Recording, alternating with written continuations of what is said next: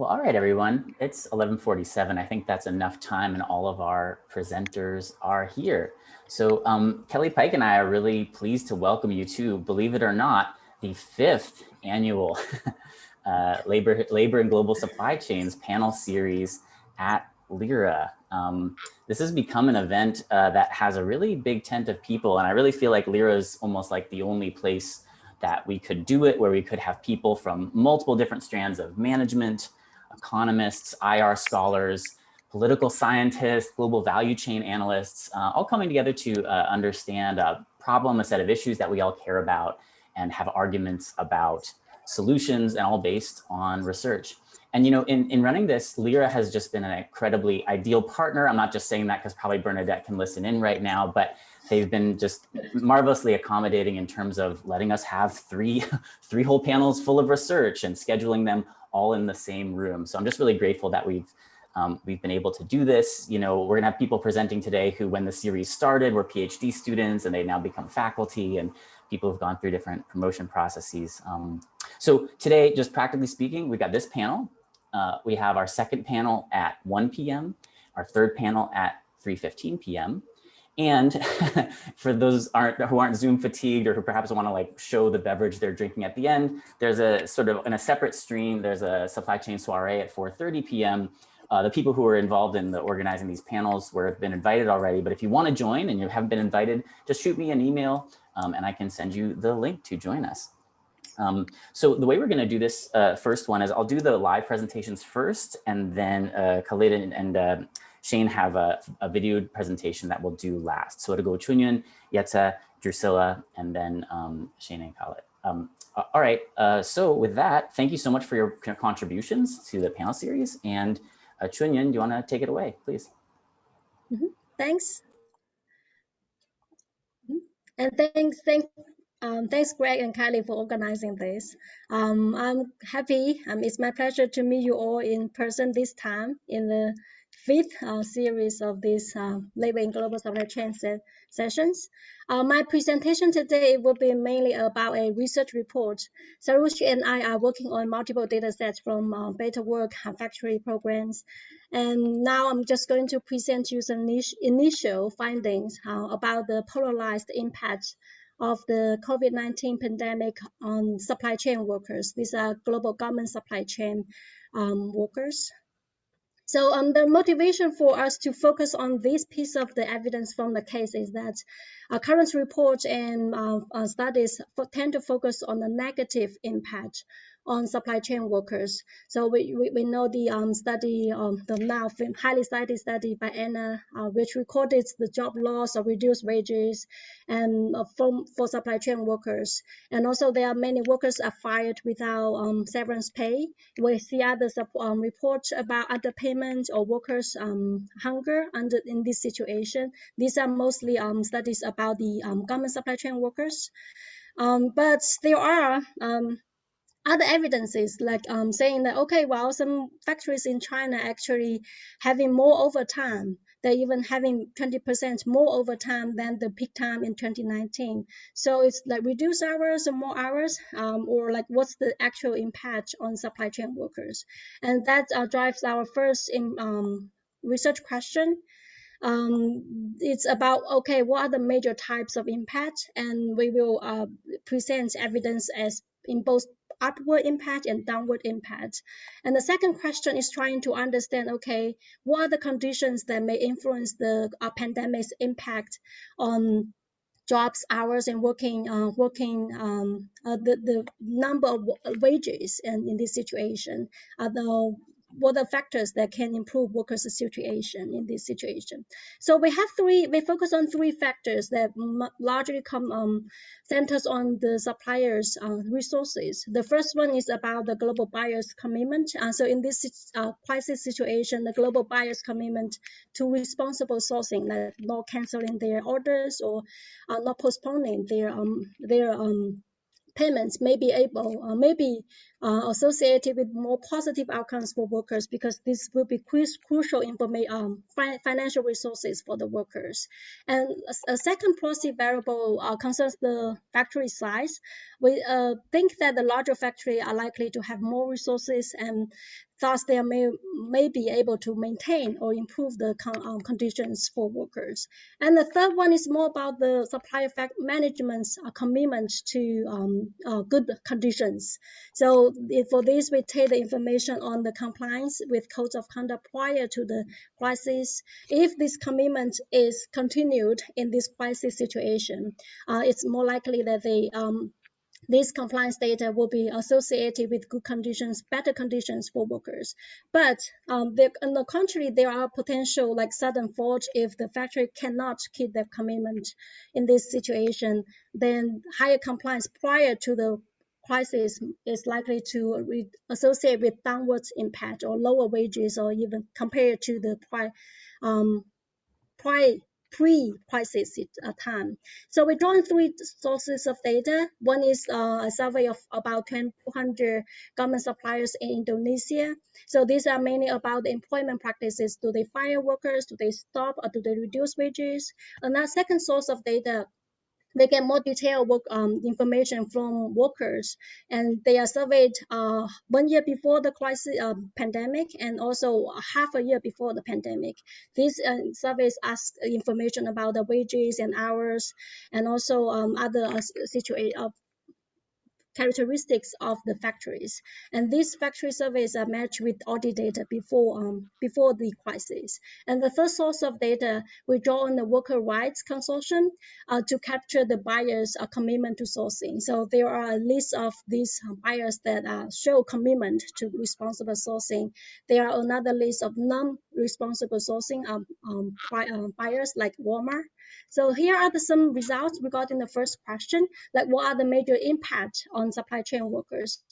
Based on the information from the Indonesian factories, there are here the two major types. One is the lost jobs, and this is reported in prior research. And another type is about reduced wages, and there are different ways to reduce wages. In terms of the size, I think the largest portion is the reduced wages and benefits. This takes maximum about like 60% or 65%.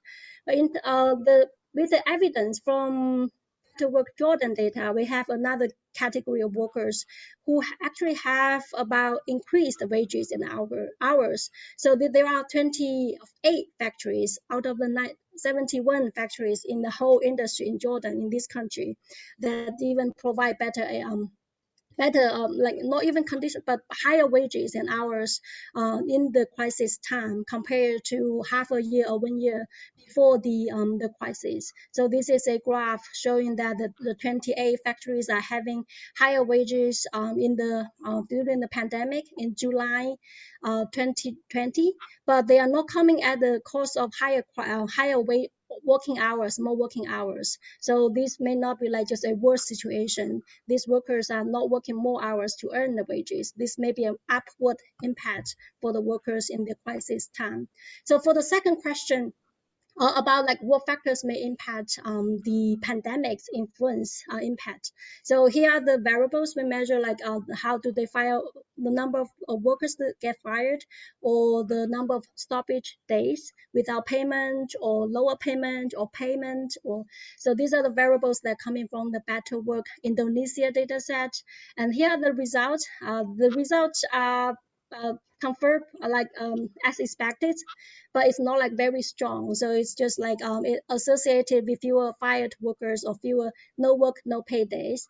And the non-committed buyers are associated with more paid mass leave days, but factory size is not significant for any of the variables. And here are the variables for the Better Work Jordan data. These are the detailed wages for each of the factories coming from surveys of workers, representative workers in the surveys. Here are the results. Here is again not very strong, and the pattern seems to be contrary, like surprising. Like for example, the committed buyers are associated with fewer employments in the time, but they are associated with higher wages and hours, but it's not significant. Factory size is associated with significantly higher wages, consistent with the internal resources thesis, but compliance is related with fewer wages in the crisis. This may be supportive, indicative a certain fall of thesis in the hypothesis. So like basically in this initial results shows that the pandemic is resulting in polarized impact on workers. Some workers are better off, having higher wages, but some workers are having reduced hours and reduced conditions at work. And that the impact is varied across countries and also across different outcome variables. That's just quite a messy results from my initial analysis, and your comments on how to move forward or like other factors considered are highly welcomed. Chunyun, thank you so much for presenting that and coming in under the time limit. You know, I sent a lot of pleading emails about that, so I, I appreciate that very much. All right, Jette, you're up next. All right, so I think Chunyun, you have to stop. Yeah. Yeah. All right. Let me see if I can start sharing.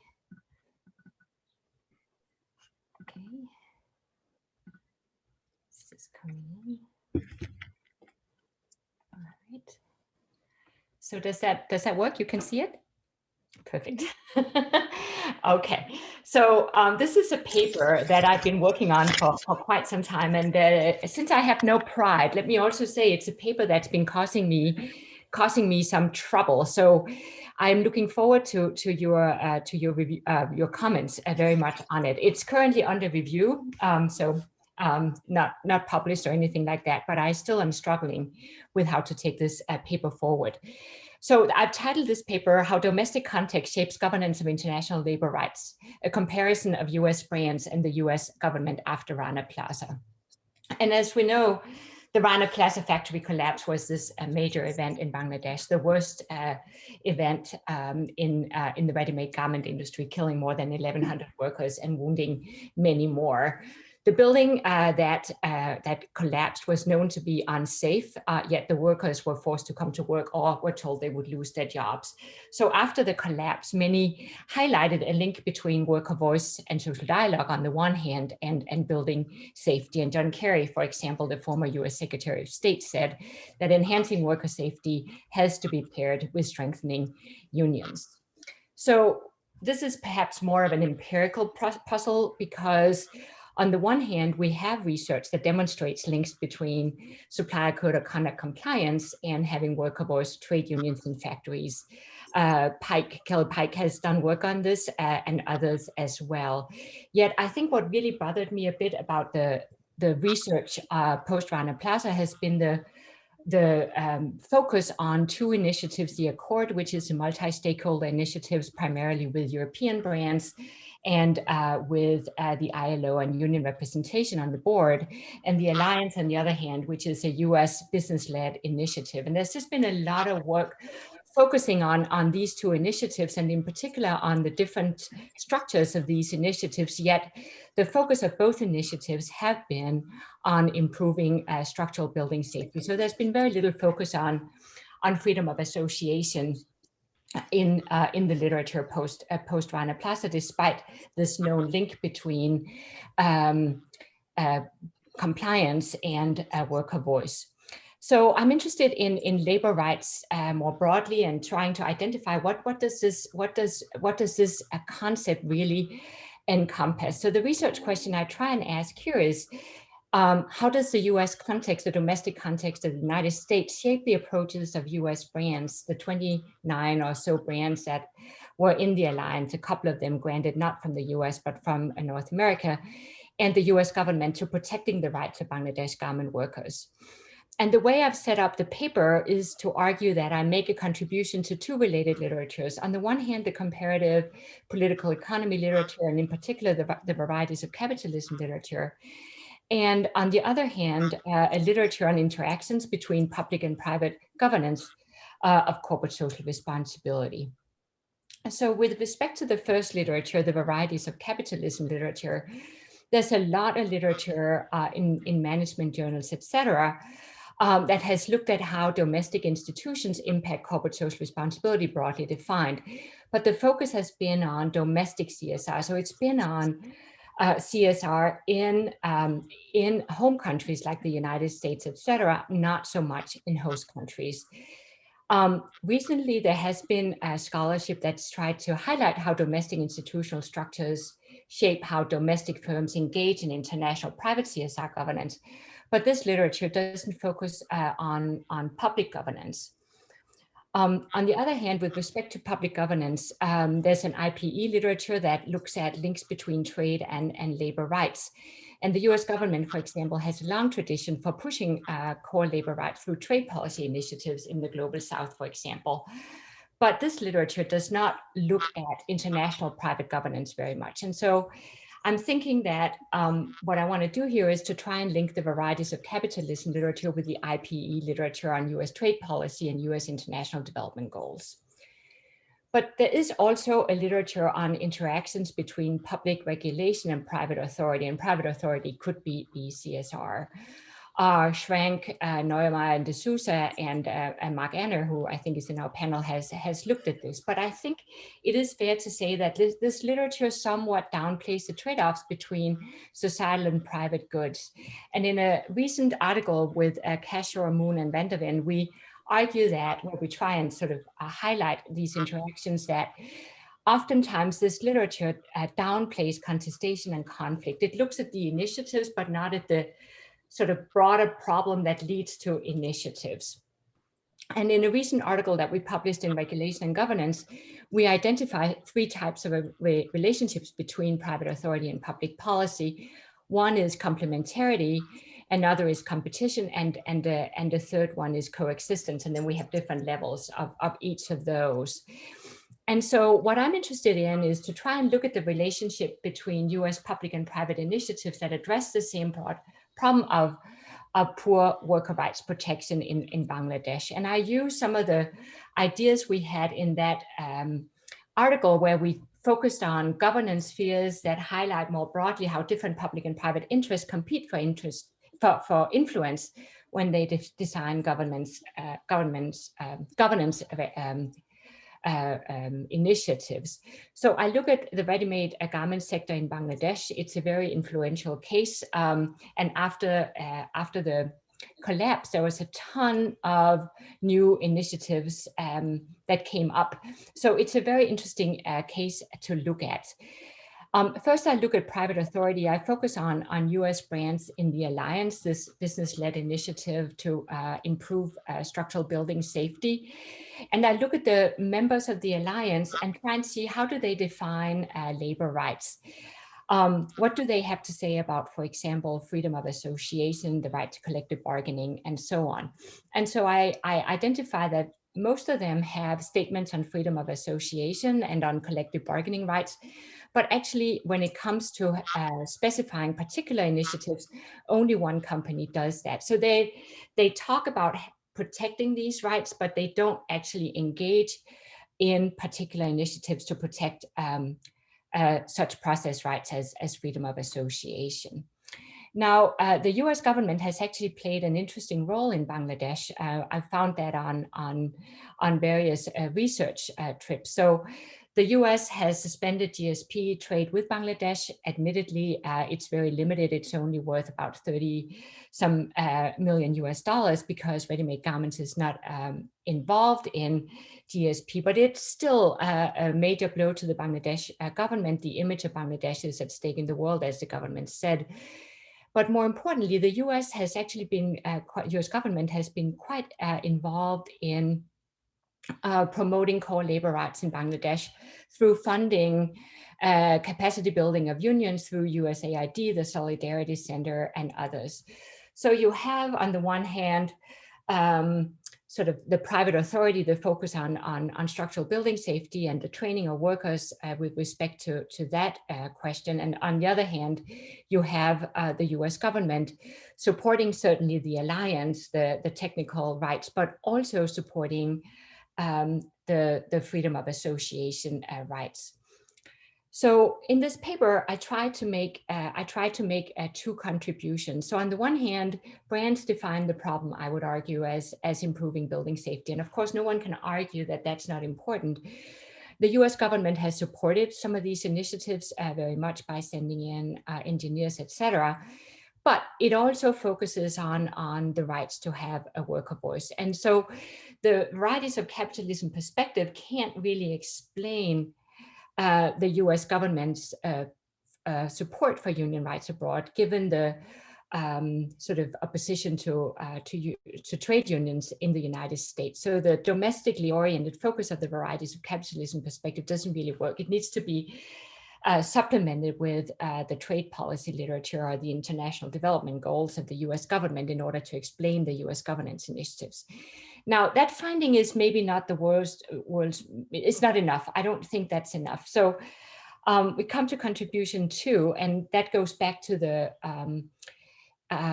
paper that we had with Kashor, Moon, and Van der Ven recently, where we focus on sort of a broader problem-focused approach to highlight different understandings of labor rights by brands in the US government.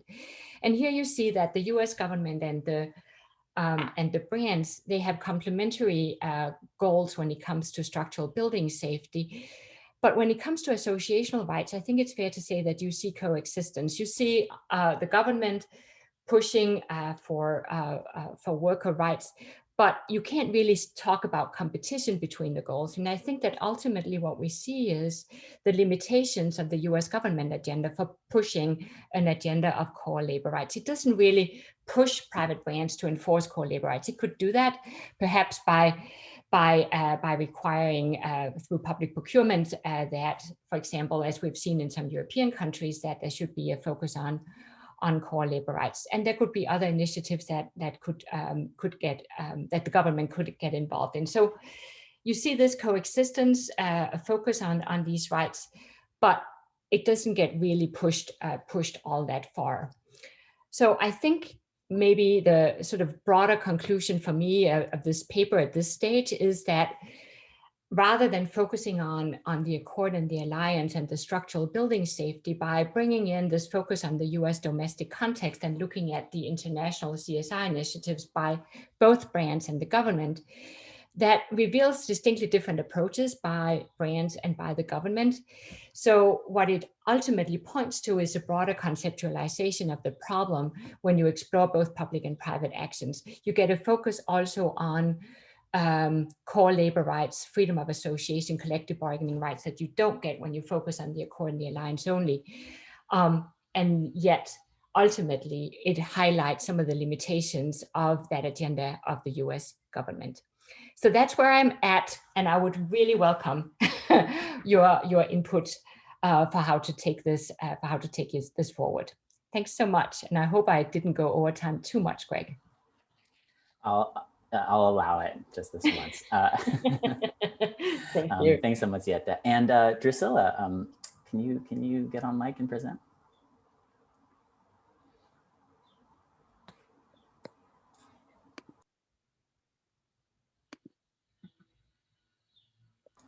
So not coming through yet. I'm working on it.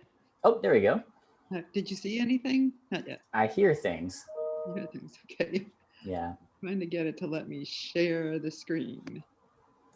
But I'm running up against a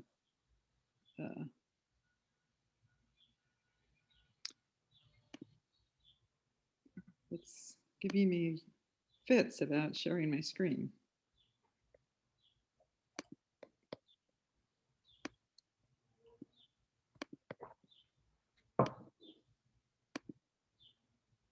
Seconds. Okay, let's try this.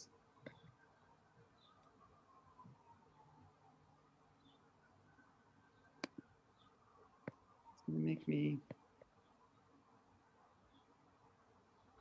So you know what I'm going to suggest, Drusilla, why don't if you could troubleshoot this a bit, and what I'll do is I'll stream Shane and Khalid's presentation. That'll give 10 minutes. Okay, to see this straighten out. Does that work? Yeah. Great. All right, let's do that. All right. So welcoming instead to the stage, Shane, Godfrey, and Khalid Nadvi. Let me get my screen sharing here. Share sound. All right, everyone. And you may have to turn your audio up a little bit. I found this just a little bit quiet. So here's uneven regional development, labor regimes and value chains, the case of South African, Lesotho and Eswatini garment sectors. Oh, interesting. and this presentation is drawing on a paper that Khalid, Nadvi, and I have almost completed. And I'm going to get straight into the presentation because of the time limit.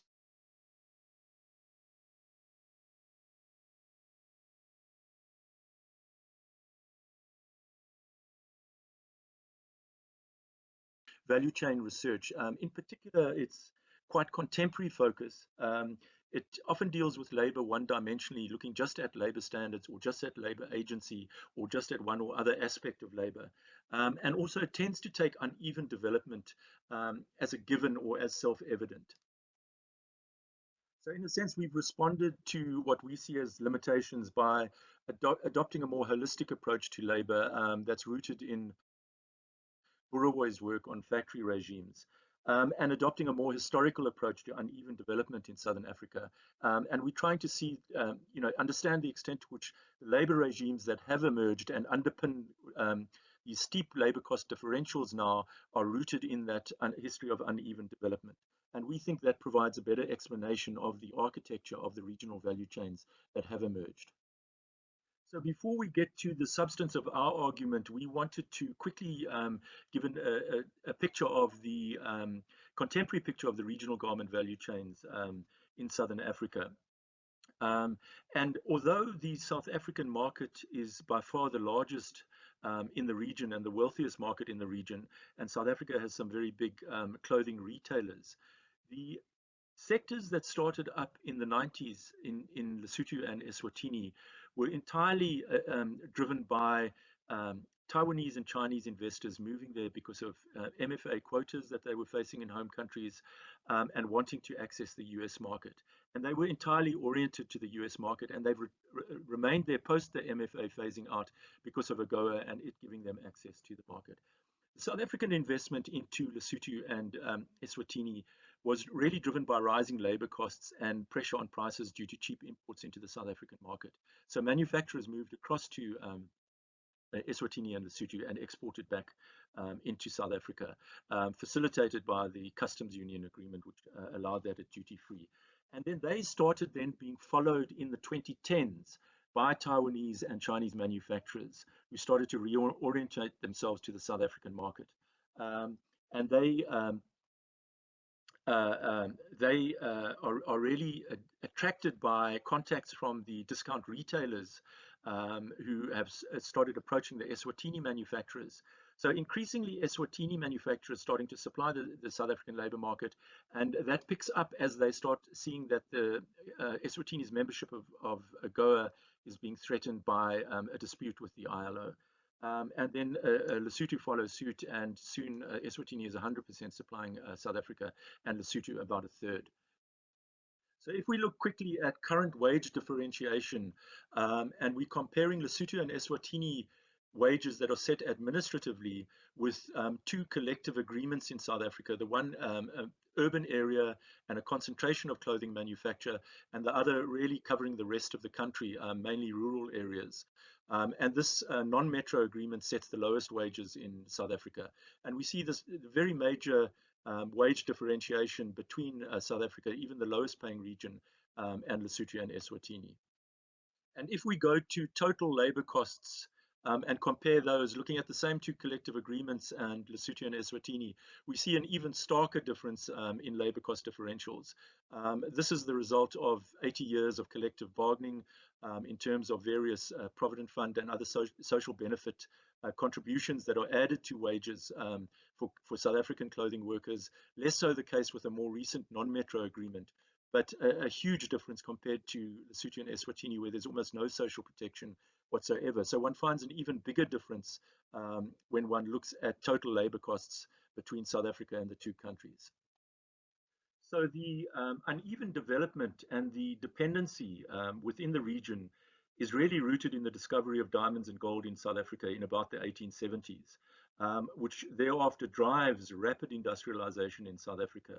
And you've got these largely subsistence agricultural economies in Lesotho and Eswatini that become suppliers of labor to the South African mines. And you have large contingents of migrant labor going to the South African mines, and the country is becoming increasingly dependent on the remittances from that labor on the mines, basically infusing the subsistence agricultural economy with some cash and making it viable.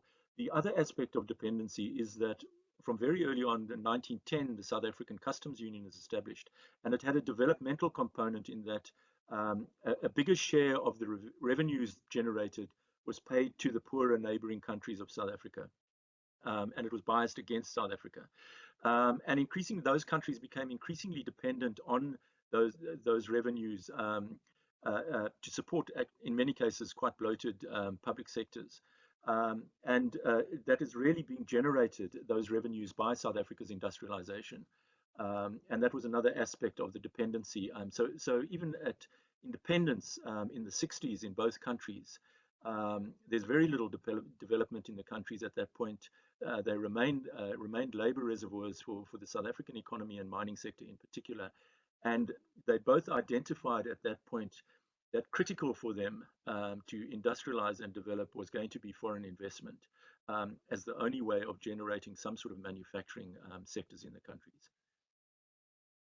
I don't have time to go into the history of the apartheid labor regime, so I'm going to jump to a more contemporary development, which is the labor regime that emerges in the late 1980s in the garment sector, with a strong militant trade union arriving on the scene, becoming the first national trade union in the sector and introducing national collective bargaining.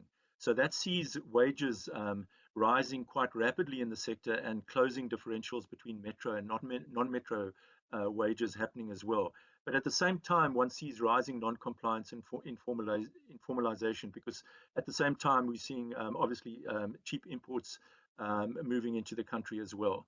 So in a sense, you have a splitting of the sector into two roads being adopted. And the one is a regulated sector working closely with the retailers in quick response, fast fashion modes, world-class manufacturing methods on the production floor, etc. And other manufacturers take a low road, which is around non-compliance and low wage competition. And in a way, the industry in South Africa starts getting hollowed out. And the relocation to Lesotho and Eswatini is obviously part of that hollowing out and impacts back on that regulated sector, because it's constantly undermining that regulated sector and the higher labor standards in that sector. So one arguably has two different labor regimes emerging in the garment sector in South Africa. Lesotho and Eswatini are, of course, much poorer countries than South Africa, and their post-independence states are extremely weak, with Eswatini becoming an absolute monarchy and suppressing trade unions, whereas Lesotho becomes this very unstable multi-party democracy, constantly threatened by military intervention. In both cases, they are desperate for the investment and the jobs that are being created by Taiwanese and South African and Chinese investors.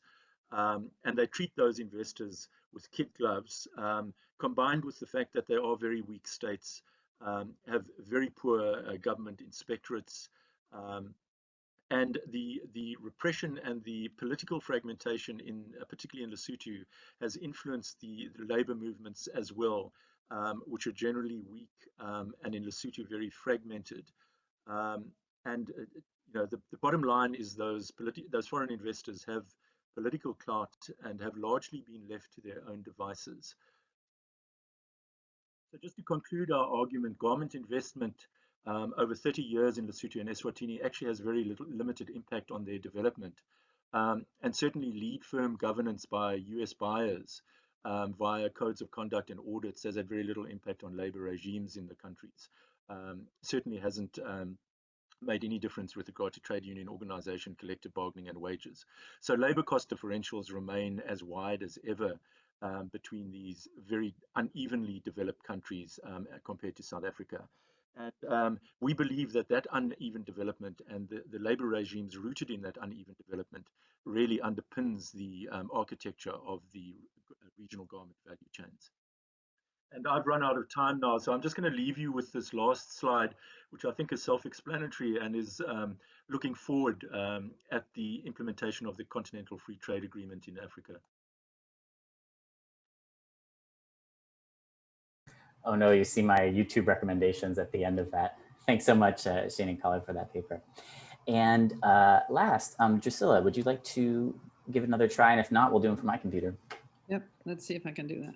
All right.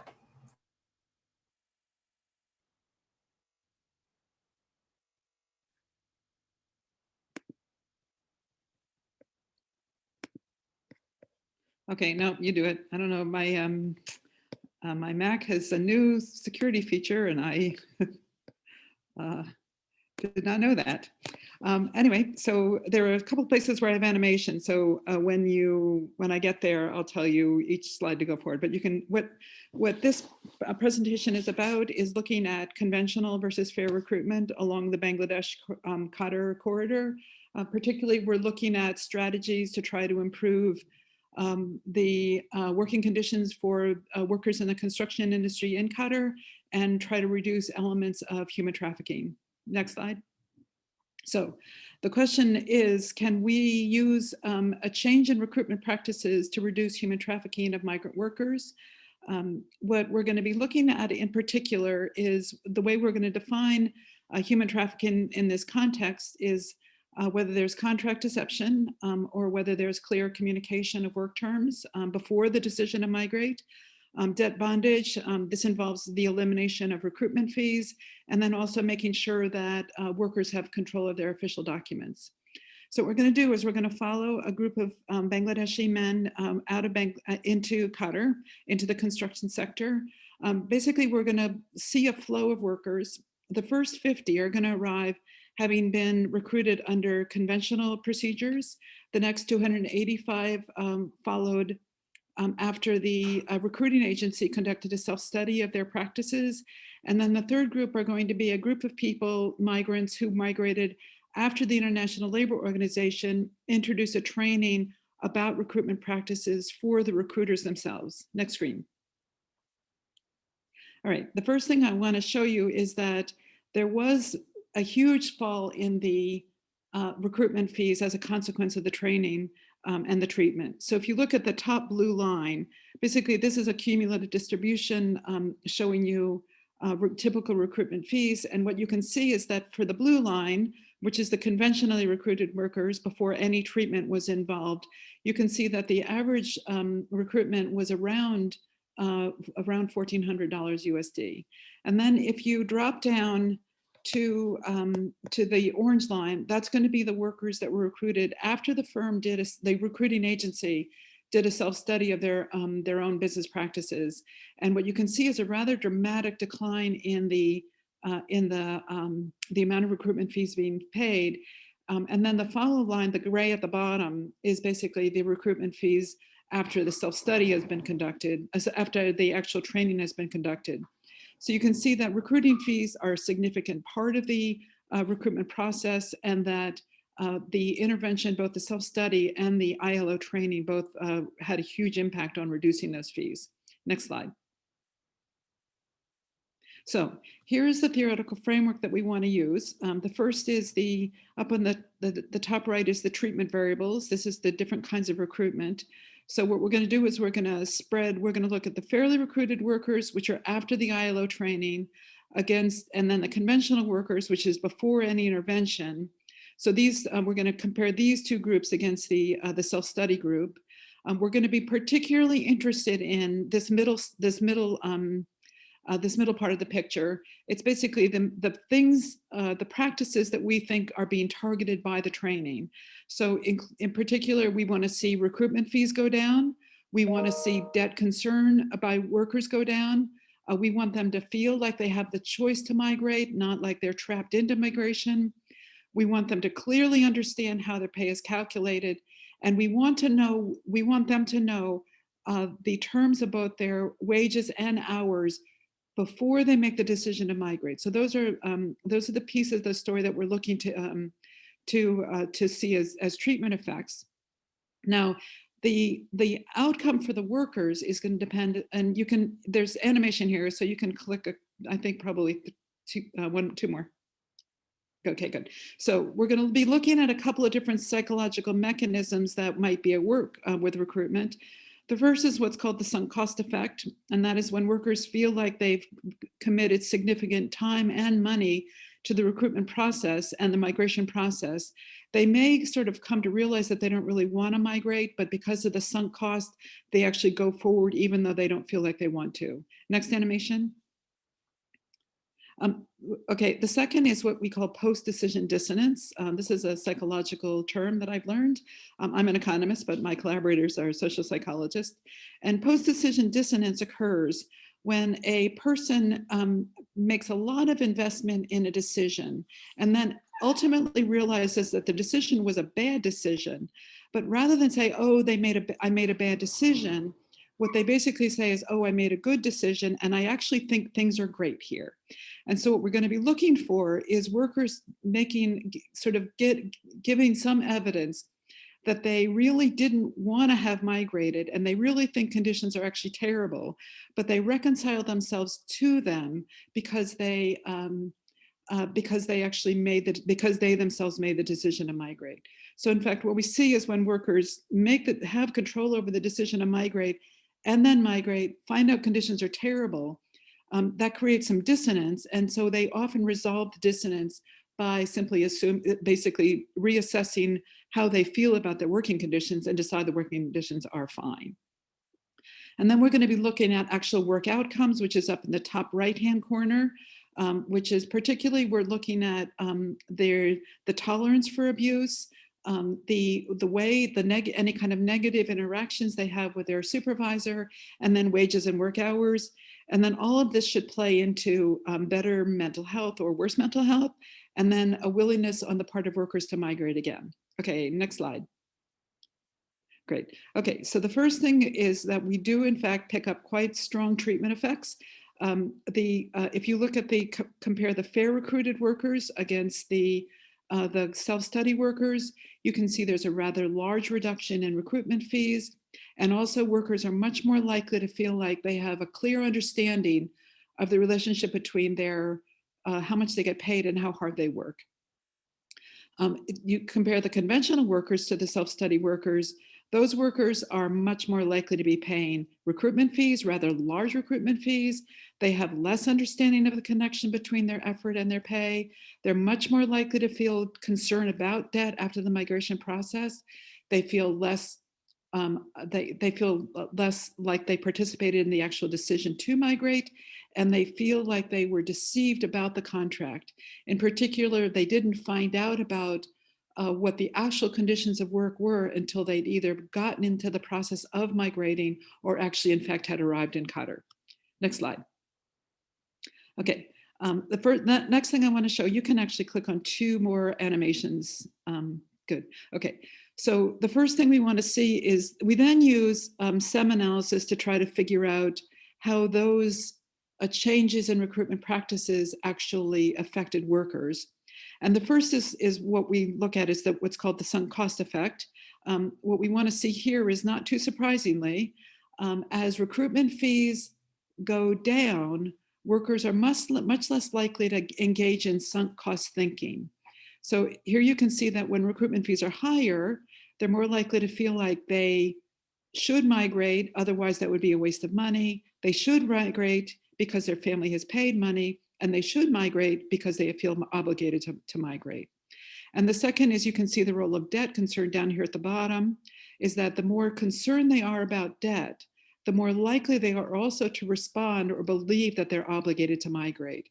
So clearly what we're seeing here is that the migration recruitment practices are reducing recruitment fees, they're reducing debt concern, and those in turn are reducing these cognitive effect around the sunk cost, making them feel less likely they need to migrate because that would be a waste of money, that their family had paid money, and that they feel obligated to migrate. Next slide. You can click on a couple of, I think that's it, yeah. All right, we also, oops, back up there. So we also pick up quite a lot of evidence of post-decision dissonance. So when workers, so we were getting these funky things where the more concerned workers, that the conventionally recruited migrant workers were more likely to be satisfied with their job, more likely to trust their employer to pay them as promised, and they're more likely to report that the job was what they expected. But we know that this wasn't really true because we know that the recruitment practices were in fact quite deceptive. And now you can see the evidence of post-decision dissonance, which is what's mediating the effect from of the treatment to the job expected, for example, is debt concern. That is, we know that the more concerned they are about debt, the more likely they are to say that they actually like the job and it was what they expected. The more they were deceived about the contract and didn't find out about working conditions until they actually got to Qatar, they were more likely to say they had job satisfaction and more likely to say they trusted their employer. Now, we don't think that this is actually how they feel. We simply think that this is post-decision dissonance. This is the migrant reconciling the reality of the migration outcome with the with their decision to migrate. All right, and last slide. And the reason we think that these are, and I think there are a couple of animations in here too. Just click one more. I think there's one more. One more. Okay, good. All right. Basically, what we want to see here is the reason we feel pretty confident that this is post-decision dissonance and not actually that conditions of work are better under conventional recruiting is a couple of basic channels here. The first is I'm going to start at the bottom left and I'm going to rotate around the picture.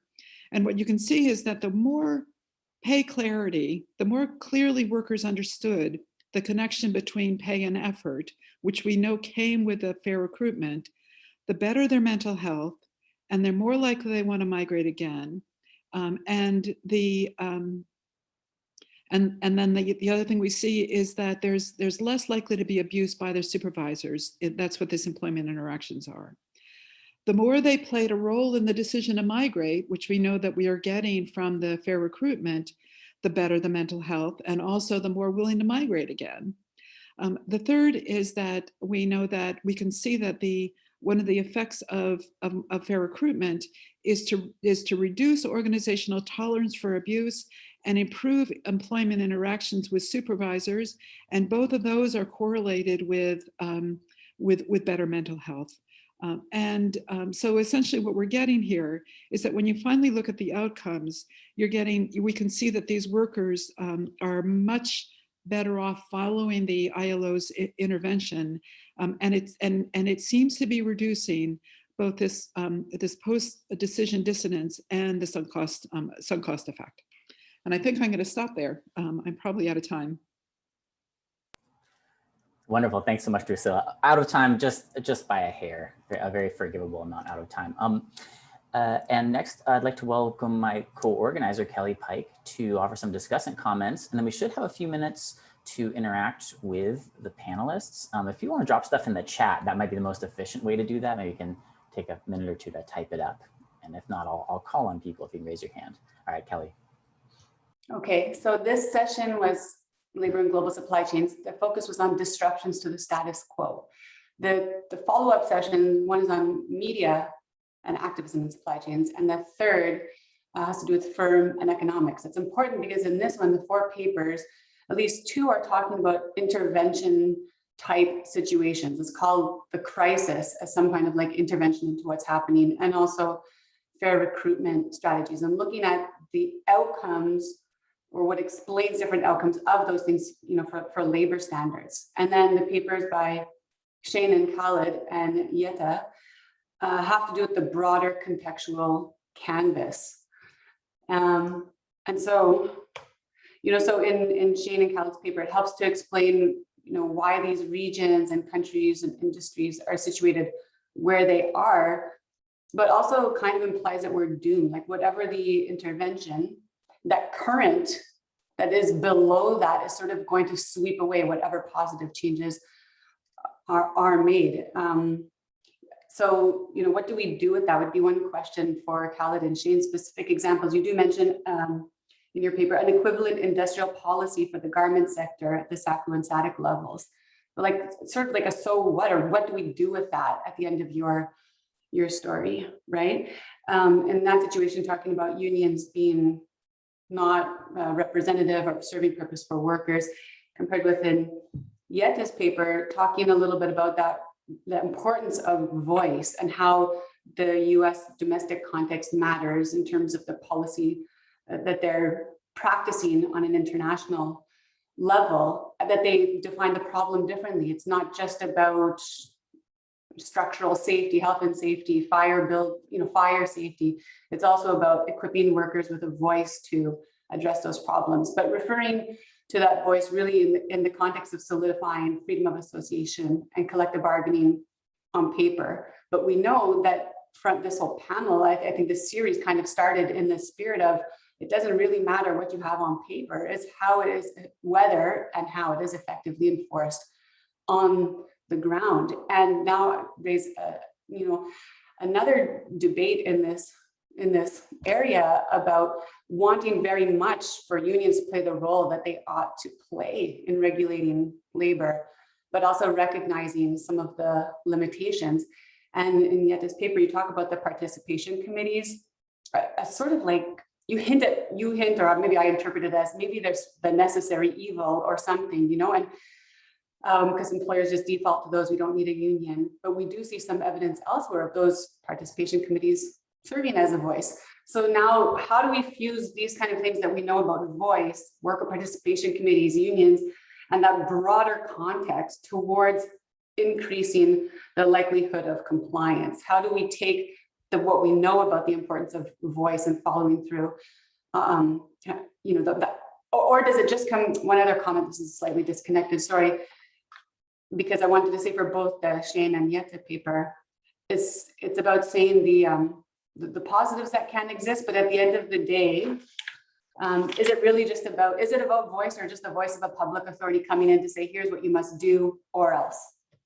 So each thing is just a little bit thin, and that's coming back to the point I just made to reiterate, what do we do with what we know about the importance of voice and its multifaceted, broad understanding of voice? And then how do we take all that Steen and Khalid and Jette are telling us about the broader contextual canvas? What do we do with these things together to move forward to better effective enforcement of labor rights?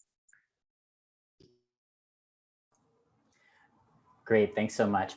All right, I want to start with a question that in the chat to Chunyun. This is from Khalid. He asks, were there any forms of state provision for workers that were furloughed in the Better Work factories in Indonesia or in Jordan?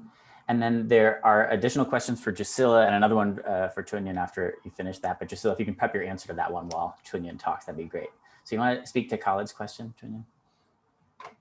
Yes, I think there are state provisions for the people who lost their workers who lost their jobs in the time in Indonesia.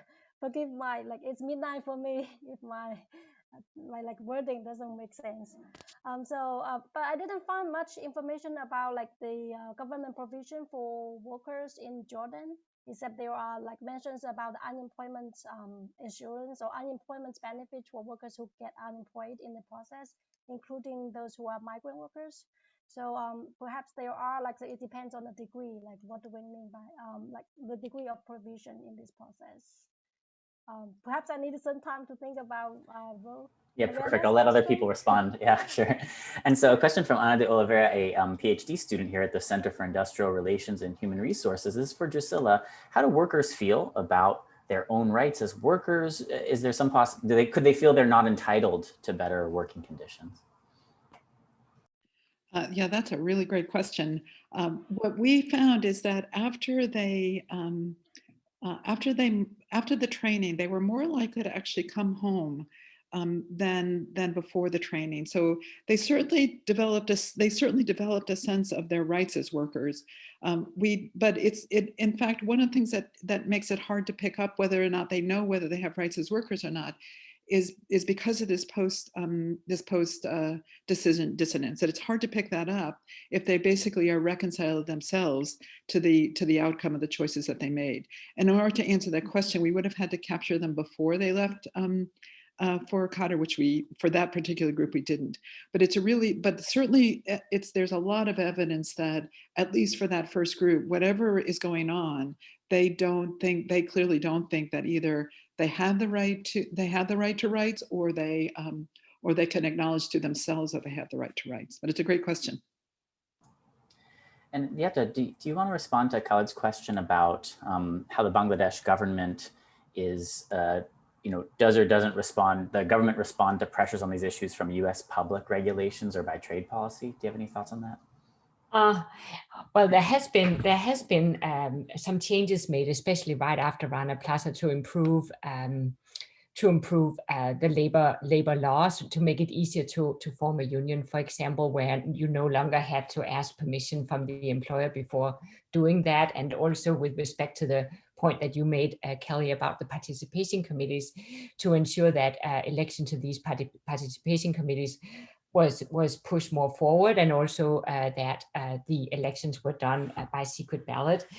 But of course, now it's been 8 years since the Rana Plaza collapse, and the situation in Bangladesh is not looking particularly good. Even the accord and the alliance have ended, and both of them came into some conflict with the government before they came to an end. So the situation is not looking too promising at the moment. With respect to how you can regulate this, I think actually one of the things that I found very fascinating is this emphasis on private actors and private actors driving this agenda forward, also driving the participation committees that Kelly talked about forward. And I think if you really want to push this going forward, you'd have to have the US government putting pressure on the US brands and have that be the link forward in terms of moving regulation, because you're not going to get the Bangladesh government to do very much, and you can't expect that the brands are going to do very much in this area because they don't really have any incentive to do so. I mean, they're in Bangladesh for a reason. It's cheap labor, and it's cheap labor partly because the labor union is so weak. But there's a lot more that could be said, and I don't want to monopolize the conversation, but great comments, and also in the chat, and I'll make sure to respond to them. Great, thanks so much. And Chunyun, so Ariana Rossi from Better Work has written you a mini essay in the chat. Why don't you reply to what you can out of that? And then we'll go back to Jette if you have a chance to respond to Jeffrey Wheeler's question as well at the very end. We're going to bleed a little over 12:45. I won't take it personally if you leave by then. I'll just remind everyone the next session starts at 1 p.m. and we should be done by 12:50 at latest to get at least 10-minute break. Okay, Chunyun. Okay, well, thanks for the questions. These are like very good. So I need to think about this in writing the paper for like reports. So I think for the first one about the different impacts, size, compliance, and brand relations, this used to be like correlated positively.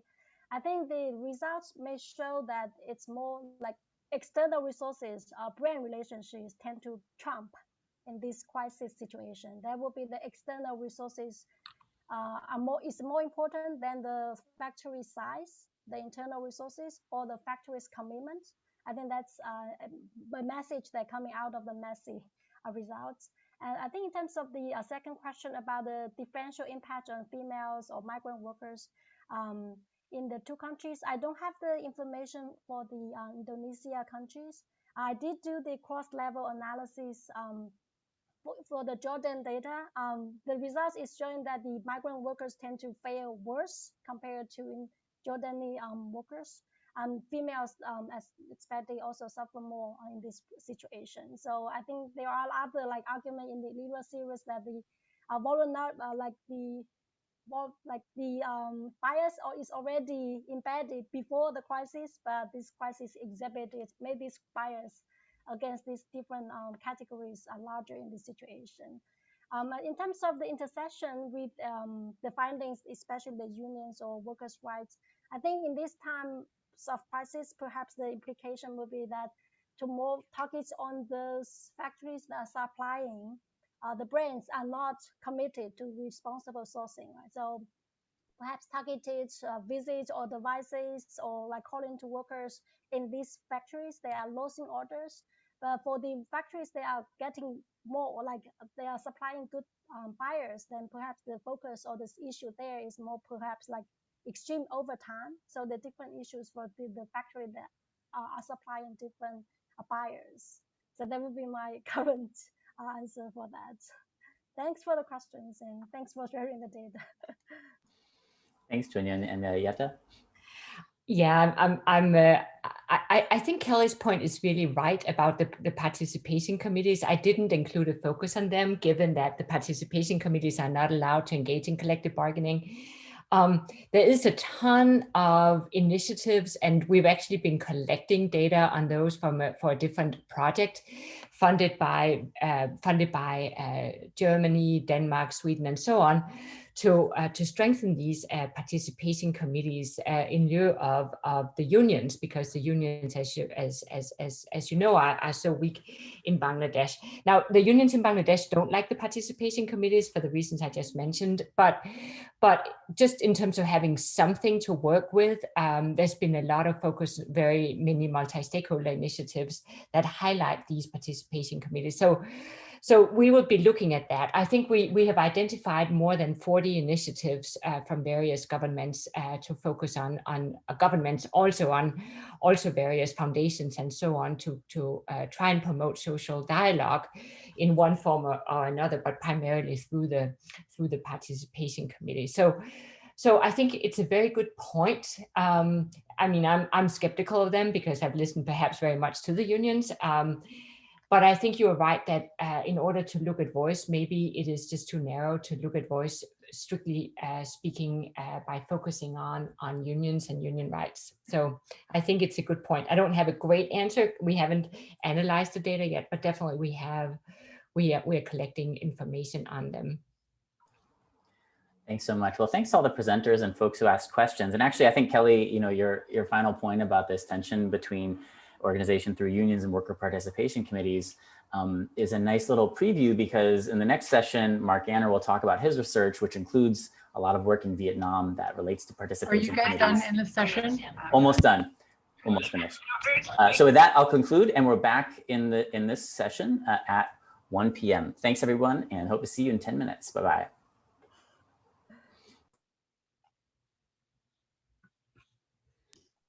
Thanks, Greg. Good job.